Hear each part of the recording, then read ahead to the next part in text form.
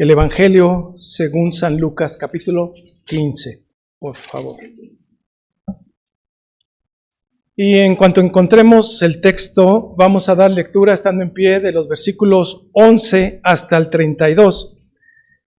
Es un texto hermoso, muy conocido por la iglesia, sea de guía e instrucción de parte de nuestro Dios para nosotros en esta tarde. Vamos a hacer la lectura de forma alternada, por favor. Lucas 15, desde el 11 hasta el final, al 32.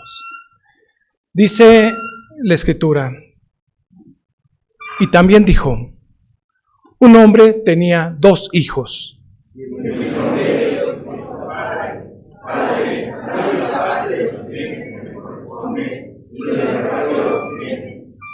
No muchos días después, juntándolo todo, el hijo menor se fue lejos a una provincia apartada y allí desperdició sus bienes viviendo perdidamente.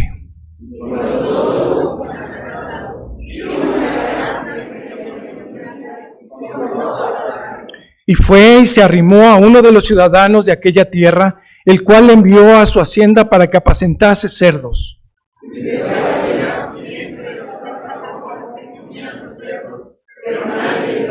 Y volviendo en sí, dijo, ¿cuántos jornaleros en casa de mi padre tienen abundancia de pan? Y yo aquí perezco de hambre.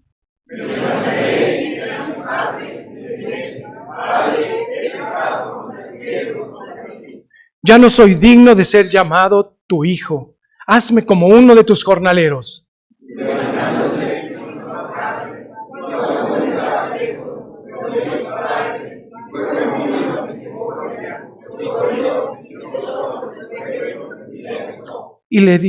Y el hijo le dijo, Padre, he pecado contra el cielo y contra ti. Ya no soy digno de ser llamado tu hijo. Pero el padre dijo a sus siervos, sacad el mejor vestido y vestidle, y poned un anillo en su mano, y calzado en sus pies. Y traed el becerro gordo y matadlo, y comamos y hagamos fiesta. Porque este hijo ya ha revivido, se había perdido y es hallado, y comenzaron a regocijarse. Y su hijo mayor estaba en el campo, y cuando vino y llegó cerca de la casa, oyó la música y las danzas. Y él le dijo, tu hermano ha venido y tu padre ha hecho matar el becerro gordo por haberle recibido bueno y sano. Entonces se enojó y no me quería entrar. Salió cortando su padre y le rogaba que entrase. Mas él, respondiendo, dijo al padre, he aquí, tantos años te sirvo, no habiéndote desobedecido jamás, y nunca me has dado ni un cabrito para gozarme con mis amigos. Pero cuando vino tu hijo, te ha consumido tus bienes con maneras, has hecho matar para él el becerro gordo. Él entonces le dijo, hijo, tú siempre estás conmigo y todas mis cosas son tuyas, mas era necesario hacer fiesta y regocijarnos, porque tu hermano ha muerto y ha revivido, y se había perdido y es hallado. Amén. Palabra de nuestro Dios. Tomen su lugar, por favor, queridos hermanos. El Evangelio de Lucas en este capítulo 5. ¿Se escucha bien, hermanos? Sí, gracias. Yo no me escucho muy bien de este lado. Les decía que en el capítulo 15 tiene una lección tremenda para el pueblo de Dios. Y cada vez que la leemos y releemos este texto bíblico, tenemos que darnos la oportunidad de dejar que la palabra de Dios hable a nuestra mente y a nuestro corazón. De principio es importante tener en cuenta que esta es una lectura, por cierto, que todos conocemos, sabemos el desarrollo, el desenlace, pero muchas veces por lo largo tal vez no nos damos tiempo para leer con detalle y amplitud todo el capítulo 15. Y la verdad es que el texto bíblico nos presenta de inicio en el capítulo 15 a 2 grupos, que es importante tenerlos en cuenta estos 2 grupos cuando entramos al texto al revisar estas parábolas, porque estos dos grupos son los que representan de inicio dos actitudes que tienen esta parte del pueblo de Dios y que tenemos que tomarlas en cuenta cuando estamos leyendo estas parábolas. Por supuesto, cuando Jesús habla, tiene enfrente, si me ayudan a tener su Biblia en el capítulo 15 abierto, vamos a encontrar en el versículo 1 el primer grupo. El primer grupo está definido por publicanos y pecadores. Aquellos con los que Jesús se juntaba, aquellos con los que Jesús había comido, aquellos con los que Jesús había estado conviviendo y por lo que estaba siendo señalado. Estos publicanos, tenemos que recordar, los publicanos son aquellas personas encargadas por parte de Roma para recuperar los impuestos, personas mal vistas por su forma de actuar y sus abusos conocidos. Y está complementado el grupo por un grupo de pecadores, dice el texto bíblico, publicanos y pecadores. Por otro lado, en el versículo 2 tenemos el otro grupo, que son aquellos que de características muy diferentes, pero a los que también Jesús tiene algo que decirle. En el versículo 2 dice que también estaban en ese grupo fariseos y escribas. Los fariseos en el tiempo de Jesús eran aquel parte del grupo que estaban con oposición a la obra y al ministerio de Jesús. Aquellos que en sus dichos pensaban que estaban haciendo todo lo correcto delante de Dios. Así es de que con estos dos grupos es con los que está tratando este texto. Y de alguna forma Jesús lo que tiene que decirles, lo que tiene que hablar es acerca de la misericordia del Padre. A ambos grupos necesitan escuchar la misericordia del Padre. Manifiesta y lo hace con una forma, digamos, magistral, porque lo hace a través de parábolas, pero dispara, por así decirlo, 3 parábolas consecutivas. 3 parábolas que tienen la intención de reforzar este mensaje, que hay una intención de parte de Dios cuando Jesús les habla a estos grupos que quieren y conozcan cuál es la voluntad del Padre. Y me parece que si recordamos las 3 parábolas, no las vamos a estudiar el día de hoy, pero la primera es la de 99 ovejas por un lado y una extraviada. Lo resaltable de esto es la actitud del Padre cuando es capaz de dejar en el desierto a esas 99 e ir por una que le resulta importante tener y es necesario echarla al hombro para traerla de regreso al redil. La segunda parábola es la de una mujer que tiene 10 monedas, extravía una y prende luces, barre, bueno, yo digo prende, ¿no? Como en esto, enciende luces, barre, busca y encuentra la historia. Me parece que en el versículo 7 tiene un resumen que nos ayuda a entender cuál es la intención de Jesús en este mensaje, porque en el versículo 7 de este capítulo 15 dice: os digo que así habrá más gozo en el cielo por un pecador que se arrepiente que por 99 justos que no necesitan arrepentimiento. La misma idea que trabajó aquí en el texto con la oveja extraviada es la idea cuando viene a nosotros cuando una moneda ha sido encontrada. Estos son los contextos cuando ahora empieza un discurso más. Se vino el viento.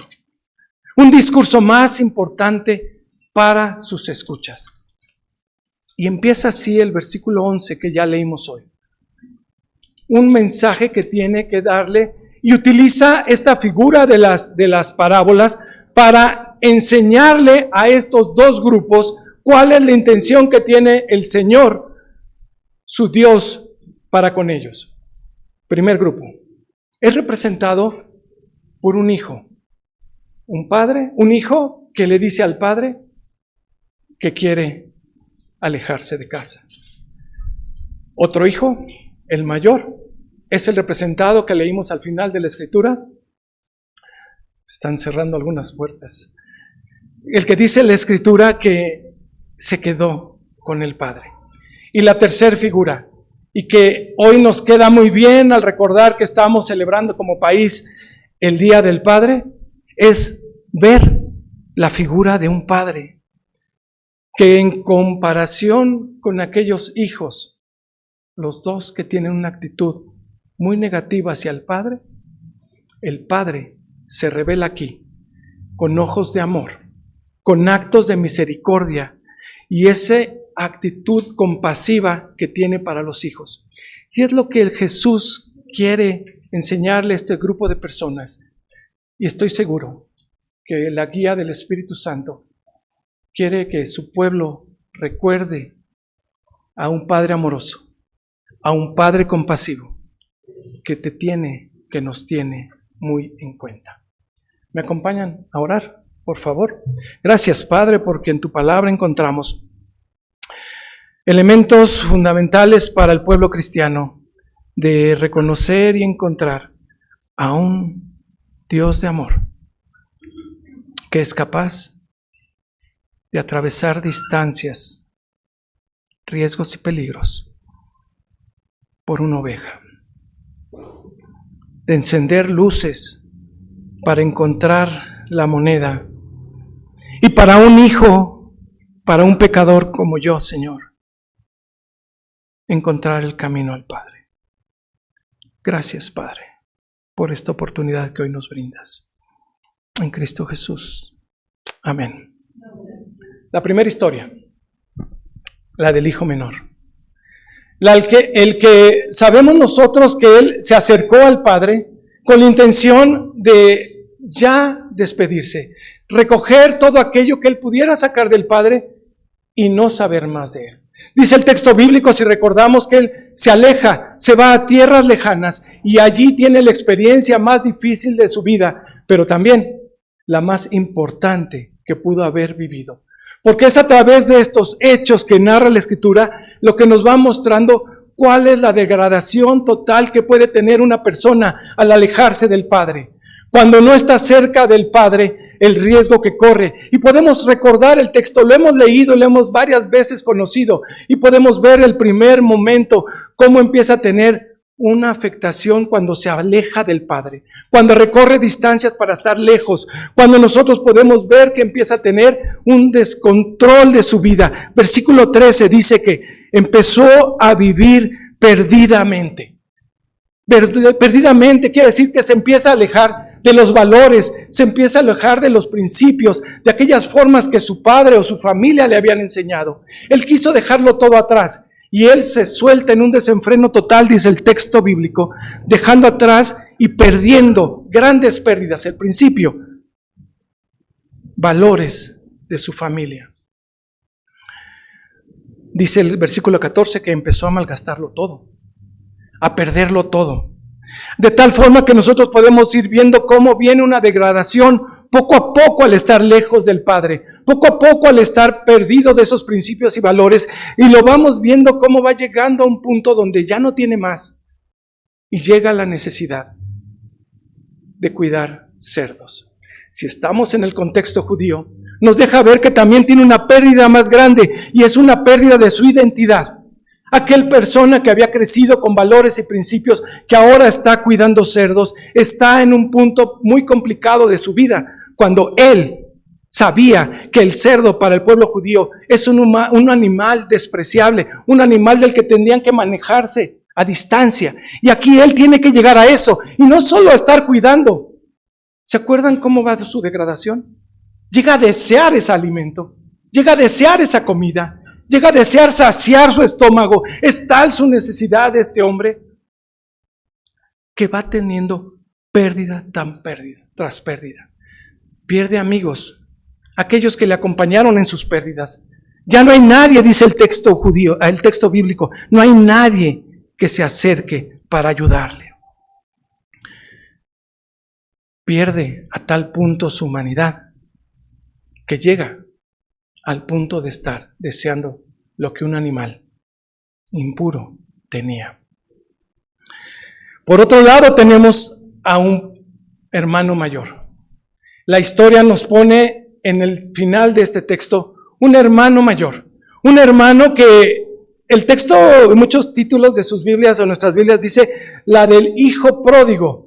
Y pensamos en una persona, y pensamos en este joven, y pensamos en esa pérdida de valores, de principios, pero luego no ponemos atención en aquel otro hijo, el que se quedó. El que estuvo allí, como dice él, y vemos a partir del versículo 25, que él dice y se ufana delante del Padre, que él siempre estuvo allí, que él estuvo sirviendo, que él estuvo haciendo lo que necesitaba, que él obedecía, que él suplía y hacía, que él nunca recibía del Padre. Entonces encontramos en medio a un padre de un problema, como quizás algunos de ustedes que pueden tener 2 o más hijos.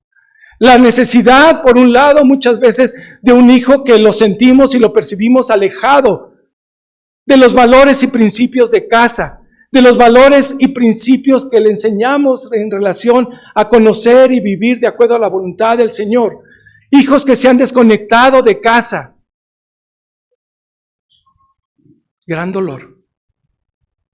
Gran sufrimiento, gran tragedia para muchos padres que constantemente tienen en mente a estos hijos que se han alejado, que se han distanciado, no solo de ellos, lo que más nos duele, alejados del Padre eterno. Y por otro lado, muchas veces está la presencia de un hijo que puede ir en el mismo coche, estar en el mismo caminar, pero que lo hace por simplemente estar cumpliendo compromisos con el Padre, por intereses con el Padre, y no lo hacen de verdad con profundidad de interés de convivir con el Padre. El hijo, cuando le reclama al Padre, le dice: tú no me has dado ni siquiera un cabrito para tener una fiesta con mis amigos. No le ha dicho: no me has dado la oportunidad de celebrar contigo, papá, un tiempo. Podemos ver estos 2 extremos, pero tienen una complejidad tremenda.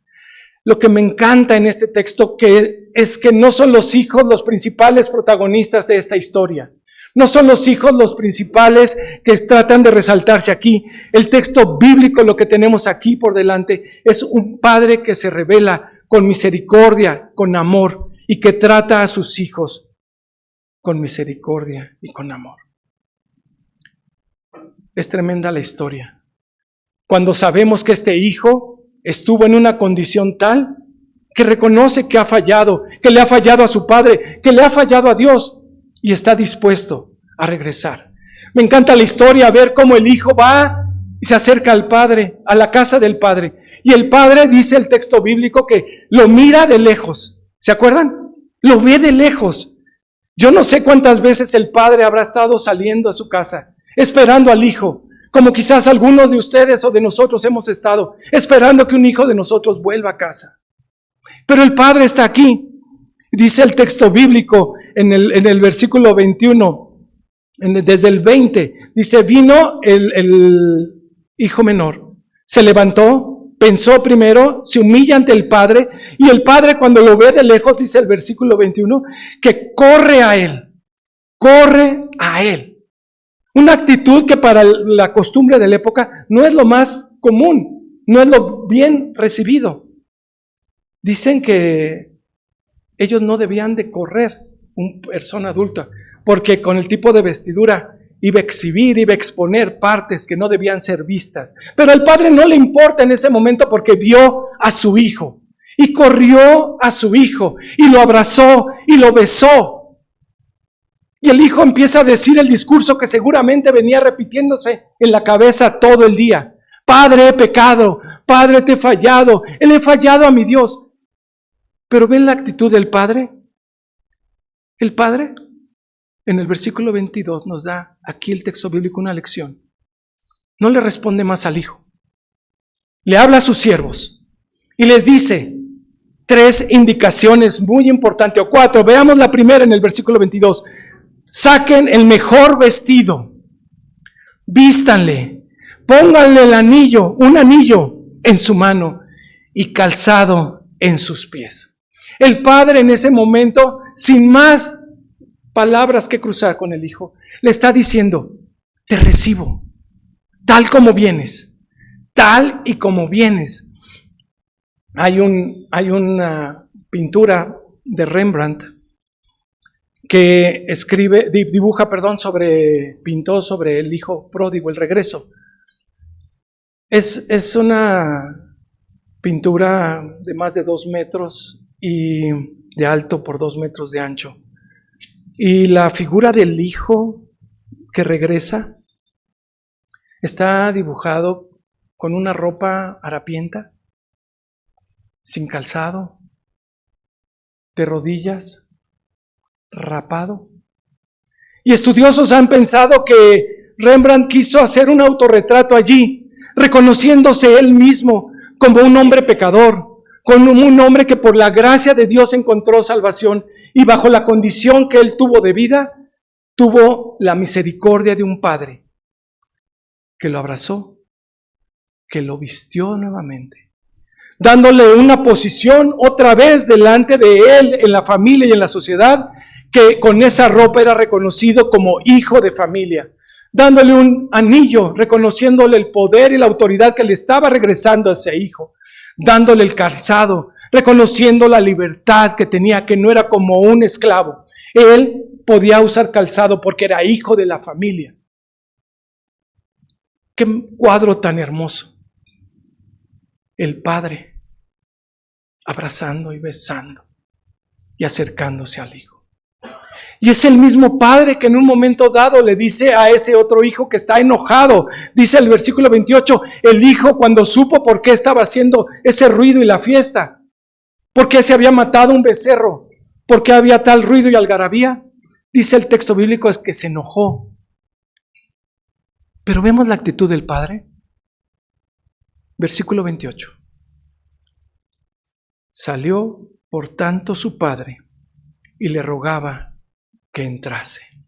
Otra vez, un padre que se muestra misericordioso, un padre que se muestra amoroso, un padre que se trata de ver compasivo con este otro hijo que está pasando por un mal momento, que no entiende la fiesta, que no entiende el gozo del padre, que no entiende el gozo de la familia, porque el padre estaba celebrando y trata de explicarle a ese hijo.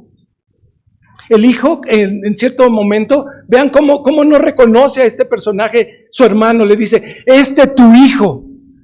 Vean cómo dice en el versículo 30, vino tu hijo que ha consumido con rameras todo el dinero. Y esta actitud, ¿de dónde sacó esta información? Una vez más nos empieza a mostrar la actitud de unas personas que murmuran, que hablan mal. Y por eso podemos encontrar respuesta a lo que veníamos viendo desde el primer versículo del capítulo 15.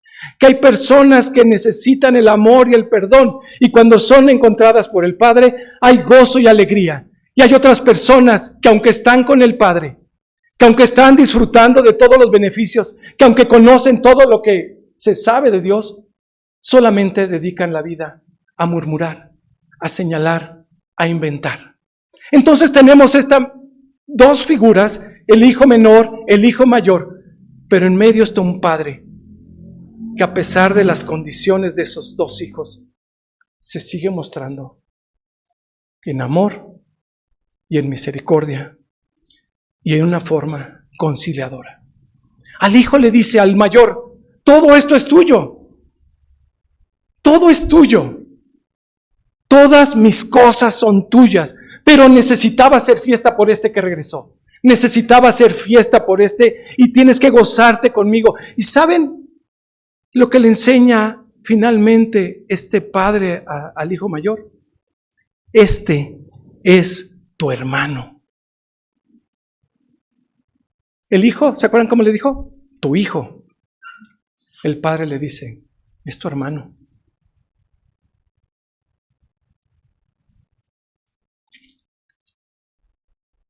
Ahí acaba la historia. Se la dejó así a los pecadores y publicanos y a los fariseos y escribas. Y hoy nos las deja a nosotros.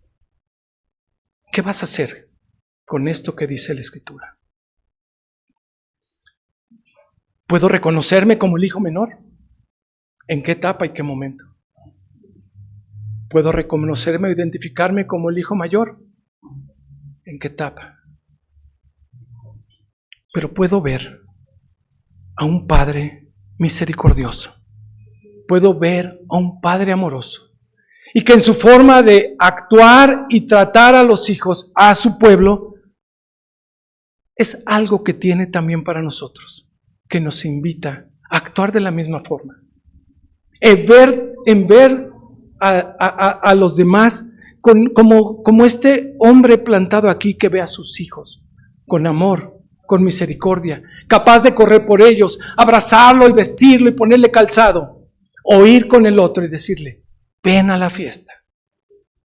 El becerro que maté no era para tu hermano solamente. Quería que tuviera una convivencia allí en casa, sus 2 hijos.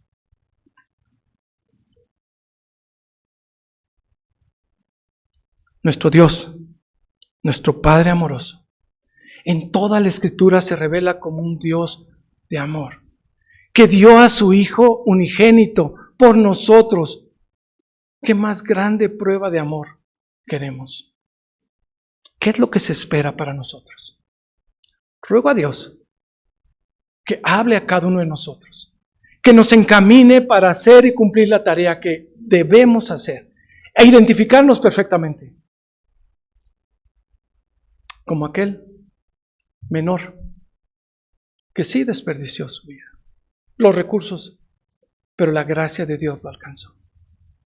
Y la historia termina que está en el gozo, está en la fiesta de su Padre le había preparado, que nos ha preparado a nosotros para la eternidad. Pensemos en esto, actuemos y vivamos como este Padre, amoroso y compasivo. Es algo que el Señor quiere que nosotros demos ahí en casa, como papás, como mamás, ahí en el lugar donde el Señor nos lleva a trabajar, y aquí en la iglesia, donde el Señor nos llama a servir. Que el Señor les bendiga.